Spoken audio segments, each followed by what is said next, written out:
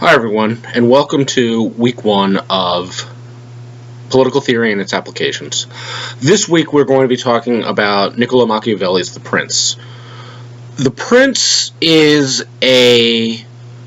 was and continues to be a very controversial work.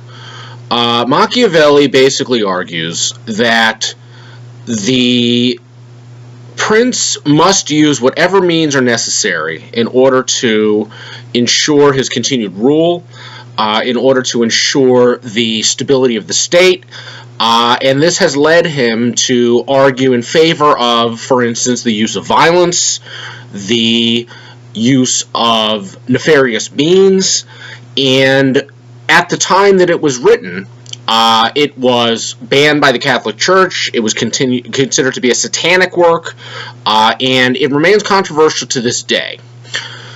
One of the overarching themes of this work is the idea that the ends justify the means.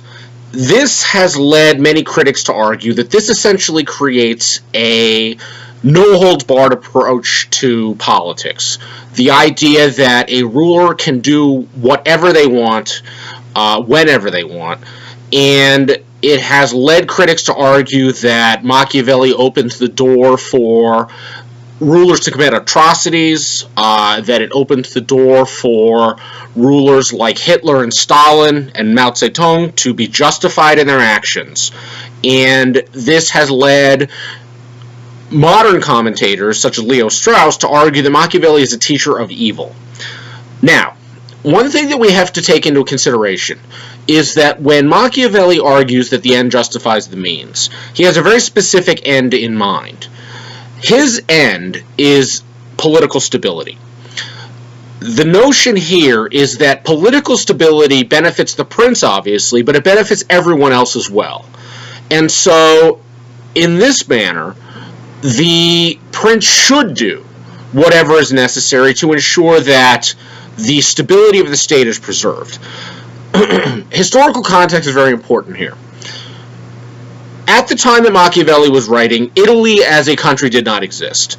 Italy was highly fragmented. It was divided into a number of small city-states, and these city-states were constantly at war with one another. So the idea that political stability is critical is very relevant here, in the sense that Machiavelli is operating and writing in a very unstable time. So the notion that the prince should seek to ensure political stability becomes the overarching theme of the prince. Now, another thing to consider is that Machiavelli believes that certain evils are necessary in order to ensure that political stability is achieved. He doesn't approve of doing wrong. He believes that in an ideal world, a prince could be good and could do good. But he understands the nature of politics itself, such that it becomes impossible to always be good. A prince that is always good is a prince that will fail. And so he understands what he believes are the realities of politics. That politics is a dirty business, that politics necessitates the doing of evil, and so he has a very different version or vision of what politics is all about. Now this leads to one of the biggest debates about Machiavelli, and that is Machiavelli describing the nature of politics? Is politics in and of itself a dirty business that requires the doing of evil? Or, as his critics will argue, do those who follow Machiavelli and the techniques that he argues in favor of, are these politicians in fact corrupting the political process, such that politics is a dirty business when Machiavellians come into play and make politics ugly and violent? Machiavelli is a theorist of power, and his ideas on the use of power are driven by his view of human nature. Generally, human beings, in his mind, are fickle and selfish. They forget benefits that are given to them quickly. They are willing to turn on their leader, and they are unreliable politically. Now, this is not an immutable fact of human nature. This is a tendency in human behavior. Interestingly, Machiavelli was an early theorist of democratic government. In another of his works, The Discourses, he advocates for a republic. He, in fact, was a high-ranking official in the short-lived Florentine Republic, and so he believes that republics are possible, but it requires a certain kind of human being. The prince is about a ruler who comes to power through force, through conquest, and the advice that he gives in The Prince is sort of narrowly tailored to a specific set of contingent circumstances. Now, given these circumstances, given a population that is not virtuous, given a population that is fickle and selfish, he advocates for a very simple technique in terms of the use of power. He advocates in favor of the carrot and the stick. The carrot represents benefits that the prince can give to the people. For Machiavelli, the people, being fickle and selfish, want the government to do things for them. And so the prince should go along with this idea and dole out benefits in an incremental fashion to the people. Now, the incrementalism of these benefits is key. Machiavelli believes that people are more or less insatiable. If you give them everything at once, they will soon forget that you have given them everything, and they will soon turn on you. So a consistent and continuous doling out of benefits to the people is an excellent way for the prince to get the people on his side. Now, on the other side of this is the stick. And here's where some of Machiavelli's most controversial advice comes into play. Machiavelli believes that the use of violence is a completely legitimate tactic. It is part of the prince's toolkit. And so when Machiavelli is talking about the use of violence, he is talking about the use of physical violence. Killing people, wiping out the nobility if necessary. All of these things are necessary evils in the name of ensuring political stability. So Machiavelli does not shy away from the idea that violence is a necessary evil. Now, as I mentioned before, he does not approve of the use of violence. He does not think it is a good thing, but he does argue that it may be a necessary thing. And so, in this way, Machiavelli breaks from many of the other sort of advice manuals that were given to or written for rulers at the time. At the time, there were those who argued that the prince should always be just. The prince should abide by virtue, that they should follow moral principles. Machiavelli throws all of this out the window. He says that if necessary, the prince must be ready to do evil, because only in this way, given a fickle and selfish population, can the prince rule over an unreliable populace. The people will turn on the prince on a minute's notice.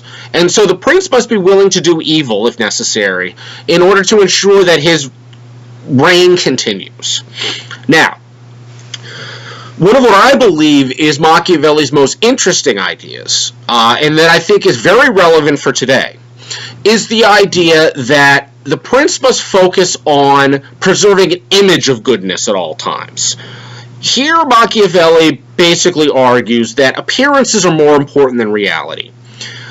The prince must always appear to do good, but must be ready to do evil. This again ties back to the idea that people are fickle and selfish. Basically what he's saying is that people are easily duped, and they are willing and eager to be duped by their prince, by their ruler. So the prince can take advantage of this idea. The prince can preserve and maintain an image of goodness. But behind the scenes, he must always be ready to use violence, to do evil, to break his word. But what's important here is that he must not get caught doing so. Because if he gets caught doing so, then the people will turn on him. This ties into one of his most famous arguments, that it is better for a prince to be feared than loved. Fear and love represents the best possible situation. But fear is more important than love, because fear is dependent on the actions of the prince himself. Love is dependent on the people, and the people can soon turn on you. So relying on love is not enough. Fear is what is necessary. Now, here's where Machiavelli argues the prince must walk a fine line. It is very easy for fear to become hatred, and if the people hate the prince, they will overthrow the prince. So walking that fine line is the mark of a great leader. Being feared, ideally being feared and loved, and preventing being hated is what a great prince is able to do. And this ties then again back to the idea of the image of goodness. If a prince can instill fear in the population, and here fear can be the fear of the prince's righteous justice, for instance, the fear that one cannot break the law because the prince will enforce the law. This is where the prince can maintain that image of goodness, but be seen as a just leader. The wicked are punished, the criminals are punished. All of this ties into that idea that a prince can be feared. Love comes from maintaining that image of goodness. And we can see how this ties into the way that politics operates today.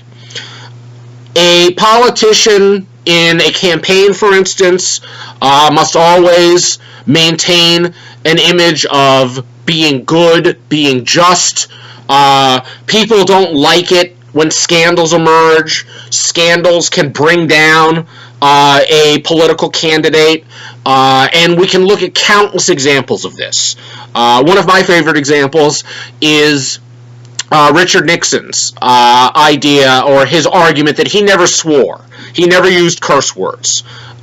This was an image that he maintained. It was the idea of being good, but then when the Watergate tapes came out, he cursed like a sailor. And this was something that really disappointed people at the time. It shattered their image of him. He told them that he had never cursed. He promised that he had never used swear words. And yet here there's evidence that he in fact did do this. And so here the image of goodness falls away. And it really represented a great blow to the image that he had put forward. So here I think we can see how Machiavelli's work is perhaps still relevant today. That political candidates always seek to maintain this image of goodness. If we look at someone like Barack Obama, he is considered to be articulate, considered to be, a great leader, but in the meantime, he's ready to do evil. He was criticized from the left, for instance, by continuing the policy of drone strikes. He expanded the NSA surveillance program. All of this, of course, in the name of security. But for many people, this represented his willingness to do evil in the name of preserving political stability. So I think we can see that Machiavelli's ideas are still relevant today and still remain very controversial. So, as you are reading The Prince, or as you are reading the textbook, keep these things in mind. Keep in mind, the continued relevance of Machiavelli. Keep in mind the question of whether Machiavelli is describing politics in the sense that politics is an ugly business, a dirty business that requires the use of these techniques, or think about whether or not it is Machiavelli himself who is responsible for this. Are readers of Machiavelli entering politics and corrupting the political process? Does evil enter into politics because people act evilly? Because they act in accordance with Machiavelli's idea? And think about whether Machiavelli's notion of politics requiring necessary evils is a valid argument. All right, thank you very much, and enjoy the readings this week. I look forward to reading your posts in the discussion board and responding to them, and have an excellent week.